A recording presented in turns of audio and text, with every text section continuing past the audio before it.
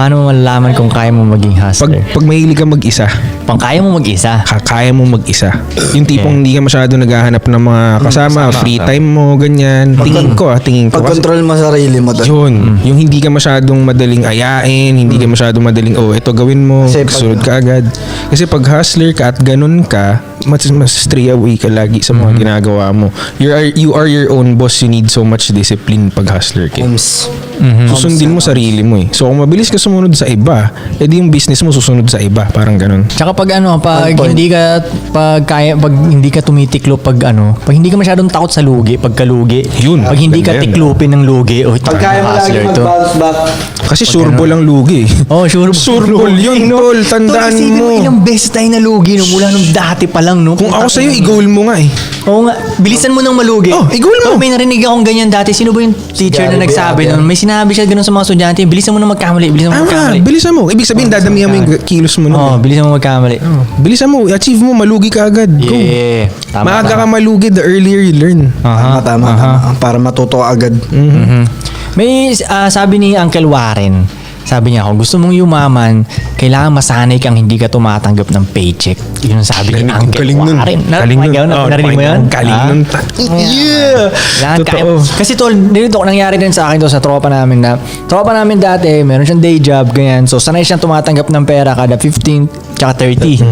Sanay siyang ganun. Sumama siya sa 2 joints na bigla siya na walang, Walang dadating na sure. Tuling, taranta siya. Taranta talaga siya na walang tumarating na pera sa 15 at 30. Sabi ko, gagi, wala. Ano akala mo? Akala mo pag sumama ka sa amin, Pag big time na nakikita tayo. kasi kami noon lagi, good life, galing kami sa labas ni Kuy Kuy, tapos dadaanan namin siya, galing sa gimikan. Akala niya siguro, puro ganun yung ginagawa Sabi namin. ko, ano akala mo pag sumama ka sa 2 joints, ano na, big ballin ka na, good life na. Labas Yun. lang, tapos may pera ka. Ano yun? Hindi ganun dito, walang paycheck dito, walang sweldo dito, alam mo yun. Sa Rich Dad, Poor Dad nga training, ganun eh. Sa Rich Dad, si Poor Dad, ang training niya, babayaran niya yung anak niya. Hindi ko maalala ka, pero parang ganito yun. Si Poor Dad, ang ititrain niya sa anak niya, bayaran kita for summer job. Okay, si Rich Dad, intern ka sa akin ng libre. Wala akong bayad sa'yo. Libre. Wala akong bayad sa'yo, pero tuturuan kita. Tama. Ganun. Ganun. Yung tropang yung tinutukoy ko dati, kung hinayaan na lang yun at sumama siya sa Hustler akin. na siya ngayon. Isipin mo, mag-iiba kasi yung mindset niya, yung galawan niya, iba yung pananaw niya, nagigets mo. Yun yung para sa akin, mas matimbang pa yun kaysa sa isang paycheck. Totoo. Di ba? Totoo Kung talaga. ako magkakaroon ng opportunity na sumama sa 2 joints, like sumama lang na gano'n na lagi mo kasama, tatanggapin ko kahit walang sweldo eh. Tatanggapin ko talaga yun eh. Tatanggapin ko yun. May nakita nga ako sa IG na, what would you rather choose? $100,000, $100,000 o lunch with Jay-Z? $500,000. $500,000 $500,000. or lunch with Jay-Z. Oo. Diba? Kung nasa rap scene ako, syempre puta, Jay-Z ako. Sa entrepreneur scene ako, Jay-Z ako. Mas malamang mas malaki dun sa 500K yung kaya niyang ituro sa akin. Diba? Totoo. Yung 500K, pag naubos mo yun, paano ka gagawa ulit? Tapos may lumabas na meme nun pagkatapos eh. Lumabas yung meme, sabi niya, putang na, dat pala kinuha ko ng 500K, wala akong natutunan kay JC. Walang tinuro sa akin, JC. Kumain lang. May meme na lumabas nun eh. Sana kinuha mo na nga lang, no? Tapos binayaran mo yung oras ni JC. Pero kung ako may ganung opportunity na let's say sasama sa ating dito, tangin nititake ko talaga yun kahit walang sweldo talaga. Yung mahawa Ikaw ka ba lang may sa sweldo ka kay Kuy dati? Wala. Tol, ito, hindi naman Ikaw, nagkasweldo ka na ba kay Kuy? Dati? Sama lang. yeah, sama lang. Sama lang, tol. Ano yun? Tangin na, ilang years yun? Yung knowledge yun, tol. Ayun ang mga... Ilang years? Ilang tagal nun? Tagal. Ilang pas 5 Tagal na years. tong, di ba? More than 5. More than 5 Ganun ka katagal na intern kay Kuy. Hindi ko binibigyan ng mga... Wala, tol. Ganun. Siguro ang malibre na ni Koy, pagkain yan. Basic. Normal na yun eh.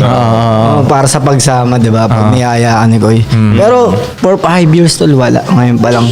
Parang ngayon pa lang. Pero hindi, ganun pa rin eh. Parang ganun pa rin talaga. tol. Hindi ko pa rin siya inaano na parang binabayaran ako ni Koy. Oo. Alam mo yun? Matuto ka kay Koy, tangina. Mismo. Pero hindi namin sinasabi na kami ang the best. Di talaga. Hindi, kaya tanggalin ng 2 joints. Kaya walang 2 joints dito sa mundong to, di ba? Ang lungkot nun. Pero, wait, sige, Sad wait. nun. Kunyari ako, ordinaryong tao ako, di ba? Yung may masamahan ka mga taong, alam mo yun, mga leon OQP ba? nga daw tol, di ba? OQP. Only quality people lang dapat. Yeah. Lagi mo kasama. QP.